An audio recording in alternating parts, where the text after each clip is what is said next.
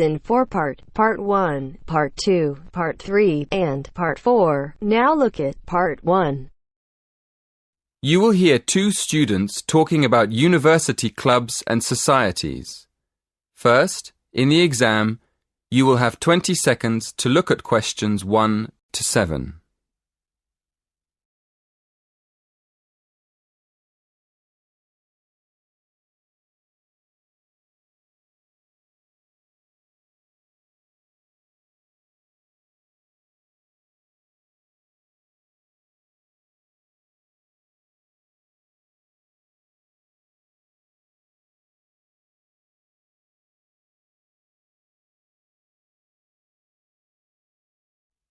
Listen carefully and answer questions 1 to 7. Hello, are you the person to ask about joining a club? Yes, I am. What would you like to know?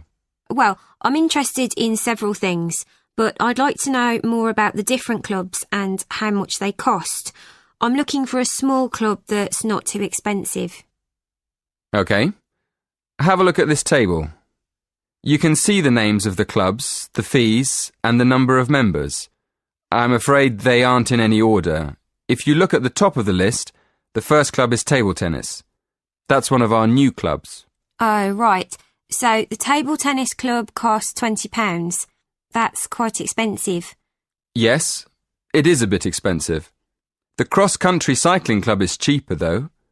Membership fees are only £15, but on the other hand, it's got 100 members. The film and drama club costs a lot, doesn't it? Yes, £50 is a lot, and that's probably why it only has 12 members. Is there any other club you think looks interesting? Look at the next one, street dance. Have you ever done any street dance? No, I haven't really. It's the cheapest. It only costs £5. OK. Shall we start with your interests? What do you like doing best? Well, I like photography. I've got a professional camera, so I take it quite seriously. But I can't really imagine belonging to a club to take photographs. I usually go on long walks on my own and take photos. So I like photography, but I wouldn't want to join a club to do it. OK. So what else do you like doing? Running? Oh no, not running. I like walking, but I hate running. I'm afraid the running club isn't for me, or the cycling club. And film and drama? No, it's far too expensive. But I do like yoga. I've practiced yoga on and off for years. How many members does the yoga club have? It's always a small group. A lot of people sign up at the beginning of term, but they stop going after a few weeks. So they're left with a few regular members every year. That sounds good. I think I'd like to join the yoga club. And what about the contemporary dance club? Is it expensive? Contemporary dance? No. It's not expensive. £10 for the term. Do you like dance? Well, I've never tried contemporary dance, but I do like jazz and tap dance. How often does the group meet? Before you hear the rest of the conversation, in the exam, you will have 20 seconds to look at questions 8 to 10.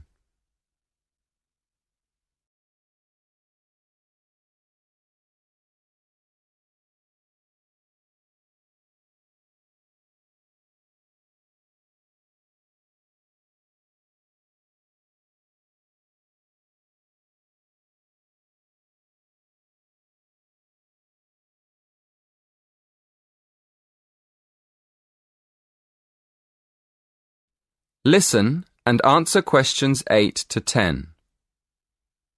So, can I have your full name, please? Victoria Mandeville. Mandavil? No. Mandeville. Double-L-E. Thank you. And how old are you? 19. And your address? 57, Bury Gardens, Atherton Park, Manchester, M46. How do you spell Bury? B-E-R-R-Y? No, It's B-U-R-Y. Right. B-U-R-Y. And do you have a contact number? Yes, my mobile is 07942 573 279. 07942 573 279. Yes, that's right. Is that all? One more thing. Do you have an email address?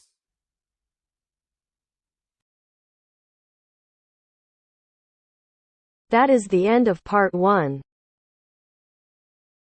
You now have half a minute to check your answers.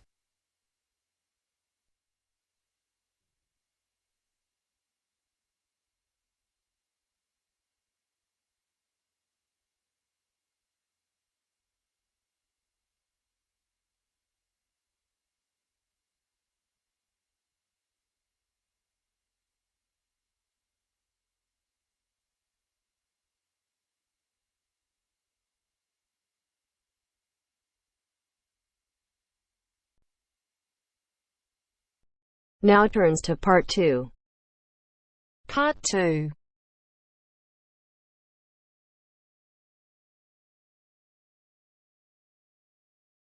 You will hear a speech given to new employees at a museum. You have 30 seconds to look at questions 11 to 13.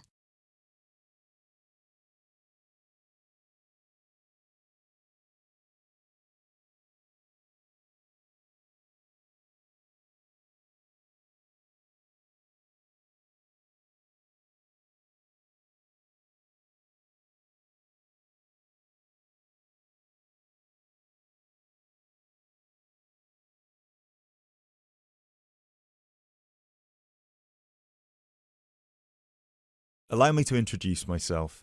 My name is Peter Myers, and on behalf of everybody here at Stevensbridge Dungeons, I would like to welcome you all to our entertainment team.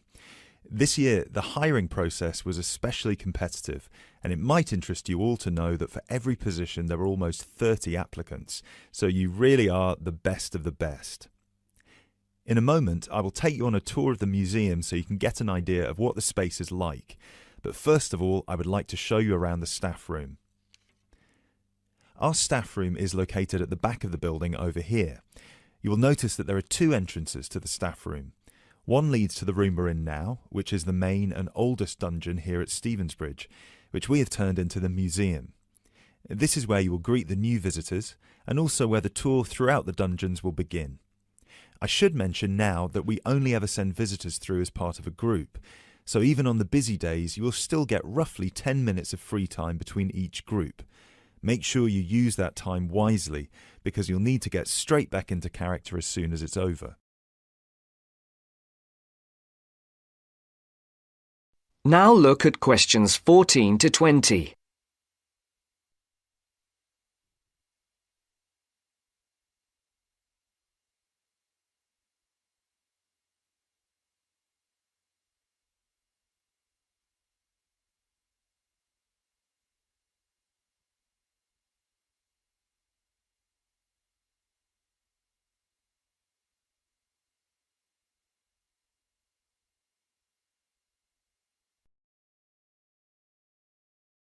Right, follow me and I'll show you the layout of the museum.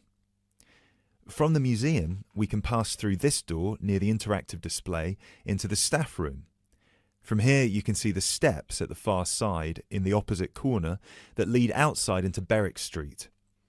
When you arrive for a shift, it will be much easier for you all to come in the Berwick Street entrance directly down the steps to the staff room. If you come in through the main visitor entrance, it will take you longer to get past security. As you can all see, there are lockers on your right-hand side. They should be big enough for you to put your bags and coats in. You'll get given keys later that work with any of the lockers in here. Over on the other side, past the lockers, is our most exciting area. This is where our wardrobe and makeup will take place. Every shift, you will be transformed from normal people into grotesque medieval prisoners.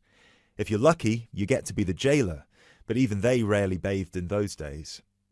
Of course, some of you might consider yourselves method actors, but please do try to shower before your shift.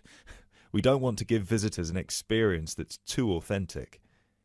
Now, we do have a staff shower here if you really need it. It is located next to the staff toilets, which are unisex. I hope nobody has too much of a problem with that. Unfortunately, dungeons were not really designed with comfort in mind. You can find the bathroom at the other end of the room from the makeup area. There is also another toilet for the public, concealed just to the right of the door into this room. Let's move back into the museum. We have 3 main sections down here. The first one you pass into when you leave the staff room is the museum. This is where all the useful information can be found, such as dates, number of prisoners, and the kinds of torture that were used. I know it's a lot of information to take in on your first day, but try to learn as much of it as you can. Even though you'll mostly be in character, visitors might want to ask you some questions, and it would be great if you could tell them more about the dungeons. I think it would be more interesting if visitors could learn directly from you rather than having to read about it. As you can see, on the left we have an interactive display for children, and on the right we have a photo booth.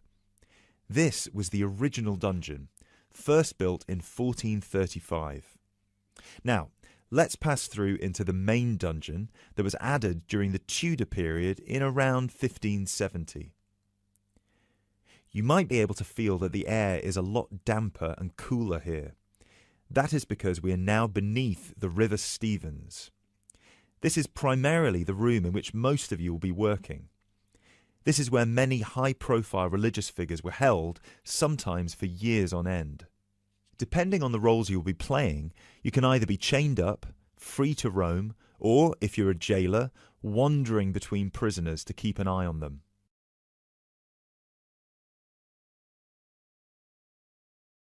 Now we will pass into our third and final section, the prison cells. Over here, you can see there are some wooden stocks and a fake gibbet. Don't worry, I can see a couple of you looking concerned. You don't need to reenact any of the torture scenes for visitors. One person each shift will play the jailer in here, where you will give a speech to the group about some of the more notable prisoners to stay here in the past. This is usually the end of the tour, but some visitors will certainly want to ask you more questions at this point, so please try your best to make yourselves available. Help them by answering any questions they have. Also, feel free to guide the visitors through the museum if you see that they're going the wrong way. This concludes our introduction to your new workplace. If you'll please follow me, I will get you all issued with your keys and some information about the dungeons that you can take home with you to study. I will also introduce you to your shift supervisor, Alice Stiles, and you can ask her any questions you may have about your roles.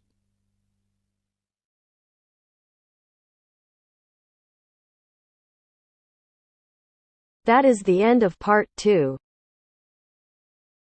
You now have half a minute to check your answers.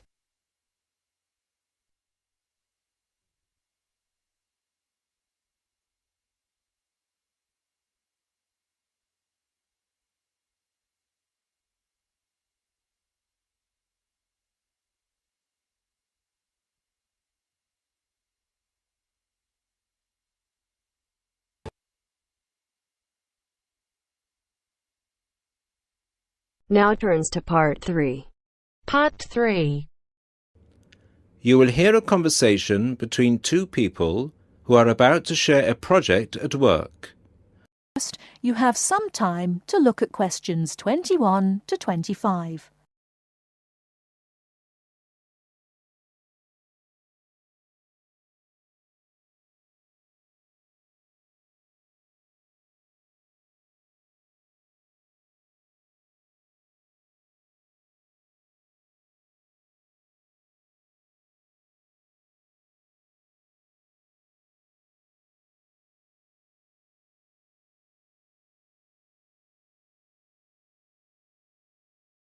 Now listen carefully and answer questions 21 to 25. Hi Bill, how are you? I'm okay now, Sarah, but I was so ill last week. Oh dear, what was the problem? Did you eat that dodgy fish in the canteen? No. At first, I thought it was a cold, but then my head started hurting and my eyes started to go blurry.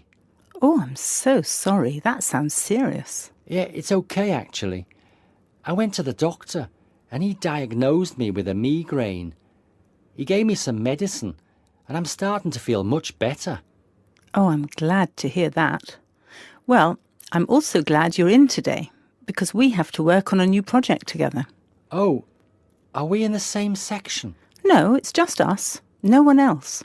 Mr. Donaldson put us down as B team because we live near each other. That could be fun.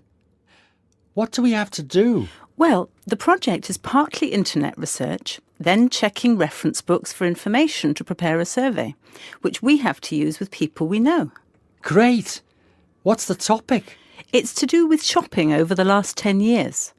We have to find out how customers have changed their behaviour. OK, so what's the first step? I think the first thing to do is to check the list of references he gave me. But my computer is in for repair, so if I check in the reference library, would you be willing to look up some references online? Once we're done with the reference checks, we can write the questions together. That's fine. I'll do the internet research. So, what sort of shopping are we looking at? Only food or goods or clothes shopping? We have to find people who are willing to tell us about personal things, like deodorants, cosmetics, soap or vitamin creams. The other groups are doing food, electrical goods and clothes. That won't be so easy, Sarah.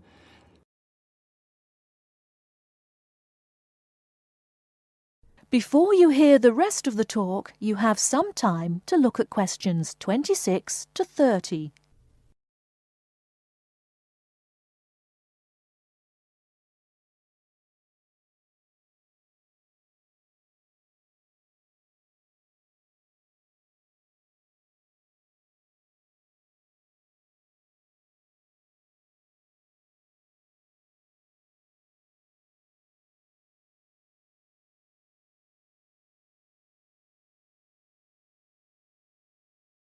Now listen and answer questions 26 to 30.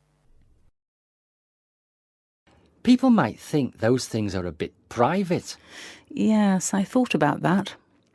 I'll ask the women and you can ask the men. That should work okay. Well, if you think so.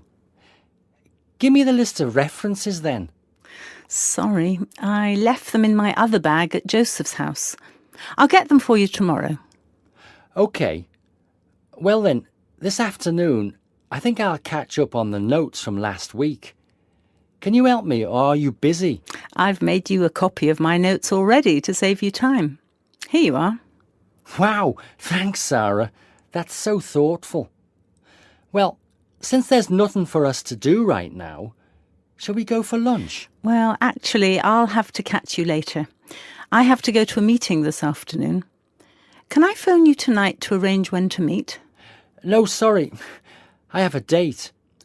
Can we meet in the laboratory for the first class tomorrow? I'm not sure because I have to go to the library to collect some books. What about meeting there at lunchtime? Do you mean in the lab? Yes. OK. See you in the laboratory tomorrow at noon then. Sounds like we have a lot of work to do.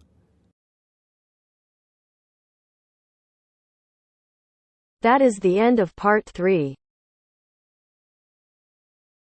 You now have half a minute to check your answers.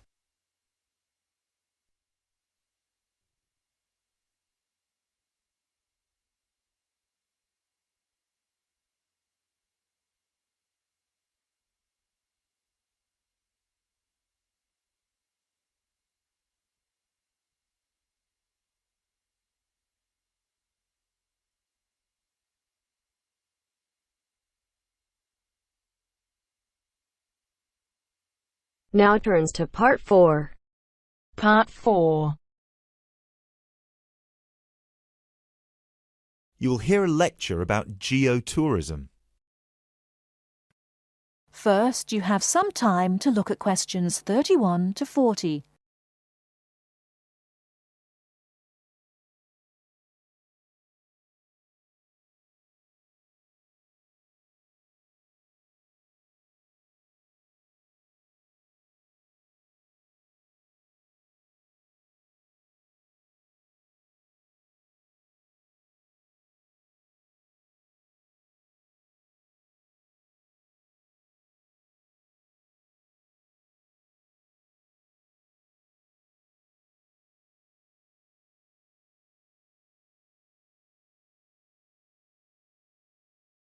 Now listen carefully and answer questions 31 to 40. Now, I'd like to move on to talk about something called geotourism. Geotourism is very basically leveraging the benefits of tourism for local communities. I would just like to give you a couple of statistics which are very illustrative of the current situation with regard to young travellers and international tourism. Firstly, tourism has an impact on more people worldwide than any other industry. Indeed, it has an impact on 1 in every 2 people, either directly or indirectly. The second statistic is that in global tourism, there is a 97% economic leakage. This means that if you spend £100 on going on holiday, normally only £3 of that money will actually reach the people who are giving you the services and the accommodation, for example, in the destination.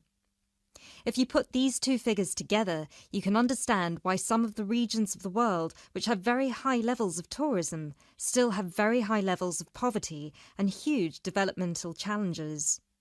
These countries have this massive industry demanding a huge number of services, but they are not seeing a fair reward for these services. Geotourism is about changing this.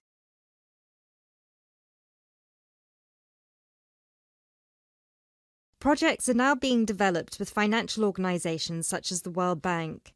One of these involves developing a technology platform which is bringing grassroots travel products such as hotels, locally owned hotels, not global chains, very locally owned tour operators to the international travel market, therefore avoiding the middlemen. These middlemen often cut them out of the market completely or just make their business unsustainable. Another way that geotourism can be promoted is through the niche travel market of volunteering. These days, a significant number of older teenagers want to spend a gap year, either between school and university, or university and employment.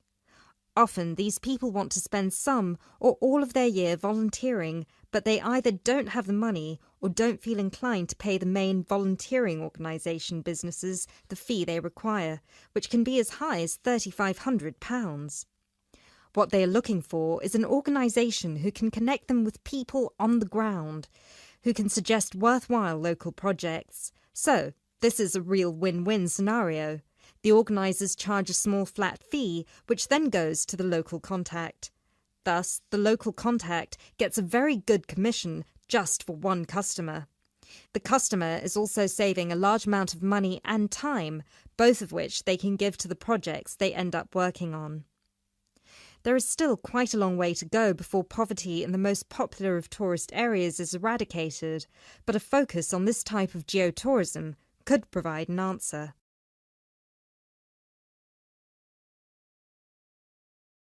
That is the end of part 4. You now have half a minute to check your answers.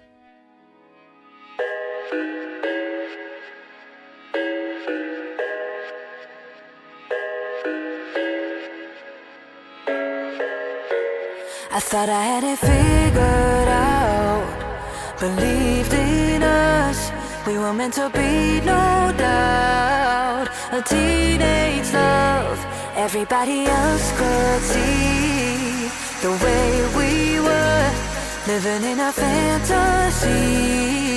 But when I kiss her, I don't know where we're going, I don't know at all. I don't know how we're going, I'll be moving on. I'll be moving on, gotta let it go, living on my own, making me strong.